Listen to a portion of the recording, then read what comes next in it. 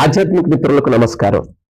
ఇక్కడ సాధకులు చాలా మంది ఆహారాన్ని ఎక్కువగా తీసుకునేటువంటి వాళ్ళకి ముఖ్యంగా చెప్పేటువంటి విషయం ఇది.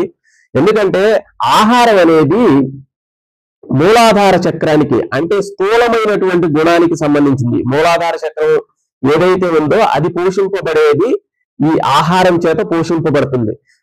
ఎప్పుడైతే ఆహారం అనేది ఎక్కువగా తీసుకున్నప్పుడు అక్కడ భూతత్వానికి సంబంధించి స్థూలమైనటువంటి మనస్తత్వం అనేది ఏర్పడటం వల్ల సాధనలో సూక్ష్మమైనటువంటి ఆలోచనలు అవ్వచ్చు, అనుభవాలు అవ్వచ్చు, వాటిని తెలుసుకోవటం కానీ కోడ్ చేయటం కానీ జరగదు.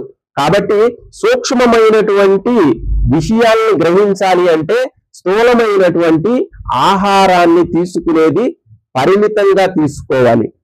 అదే ఎక్కువగా తీసుకోవటం వల్ల ఆ సూక్ష్మమైనటువంటి స్థితిని గమనించలేము.